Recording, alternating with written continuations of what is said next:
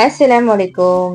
இன்னைக்கு ஒரு sweet recipe தான் பார்க்க போறோம். கேரட் ஹல்வா. டேஸ்ட் வந்து ரொம்ப சூப்பரா இருக்கும். கேரட்டே பிடிக்காதவங்க இருந்தாலும் இந்த மாதிரி மெத்தட்ல நீங்க செஞ்சு கொடுக்கும்போது கேரட்டுனே தெரியாம சாப்பிடுவாங்க. டேஸ்ட் ரொம்ப எம்மியா இருக்கும். வாங்க எப்படி பிளான் பார்த்துடலாமா? நான் வந்து இப்போ 1/2 kg வந்து கேரட் எடுத்துக்கேன். அதை தோலெல்லாம் பீல் பண்ணிட்டு வெறும் நல்லா வாஷ் பண்ணிட்டு இப்போ வந்து நம்ம குக்கர்ல தான் வந்து வேக வைக்க போறோம். ஸோ அதனால வந்து சும்மா ஒரு உங்களுக்கு தெரிஞ்ச ஷேப்ல சும்மா ஒரு கேரட்ல வந்து 4 பங்கு பண்ணி நீள நிலமா வந்து கட் பண்ணி வச்சுக்கோங்க இந்த மாதிரி. இப்போ வந்து நான் குக்கர் நல்லா வாஷ் பண்ணிட்டு இப்போ வந்து நம்ம கட் பண்ண வச்ச கேரட் எல்லாம் ஆட் பண்ணிக்கிறேன். கேரட் வந்து நீங்க ரவுண்டாவும் கட் பண்ணிக்கலாம். இப்போ வந்து நான் 1/2 லிட்டர் வந்து பால் எடுத்துக்கிறேன். இது வந்து நல்லா ஃபேட் மில்க் பால்னு சொல்லுவாங்கல்ல, நாட்டுப்பால் அது எடுத்துருக்கேன். நீங்கள் வந்து பாக்கெட் பாலும் வந்து யூஸ் பண்ணிக்கலாம்.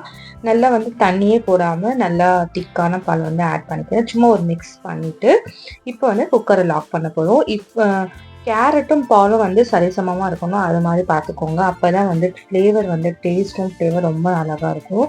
நான் காமிக்க மாதிரி இப்போ வந்து குக்கரை லாக் பண்ணிவிட்டு கிட்டத்தட்ட ஒரு 4-5 விசில் விடுங்க.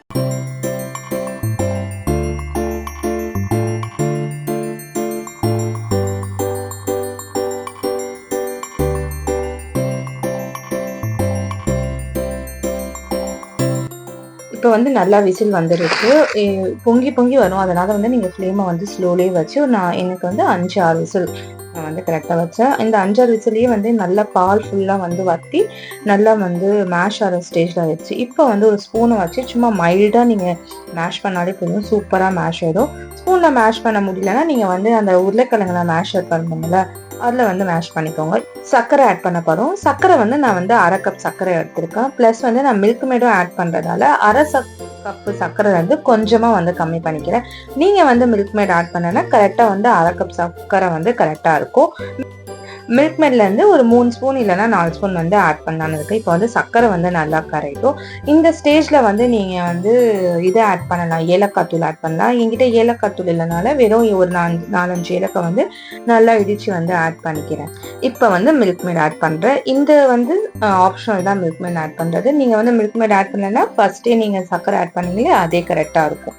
ஆனால் வந்து 1/2 கப் சர்க்கரை வந்து கன்ஃபார்மாக வந்து டேஸ்ட்டு கரெக்டாக இருக்கும். நீங்கள் வந்து கோவா கூட ஆட் பண்ணலாம். சர்க்கரை இல்லாத பால்கோவா அதுவும் ஆட் பண்ணும்போது டேஸ்ட் ரொம்ப என்ஹான்ஸ் பண்ணி தரும்.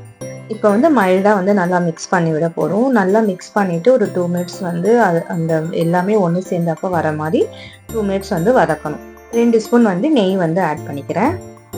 நீங்கள் வந்து நெய்யை வந்து நட்ஸ் போட்டு வறுத்து போட்டாலும் இந்த ஸ்டேஜில் போட்டுக்கலாம். நான் வந்து நட்ஸில் வந்து நெய் போட்டு வறுக்காமல் மேலே சும்மா கார்னிஷ் பண்ணிக்கலான்னு பிளான் பண்ணியிருக்கேன். அதனால வெறும் 2 ஸ்பூன் போட்டு நெய் போட்டு நல்லா மிக்ஸ் பண்ணிக்கிட்டேன். அவ்வளோதான், நம்மளுடைய சுவையான காஜர் ஹல்வா இல்லைன்னா கேரட் ஹல்வா ரெடிங்க.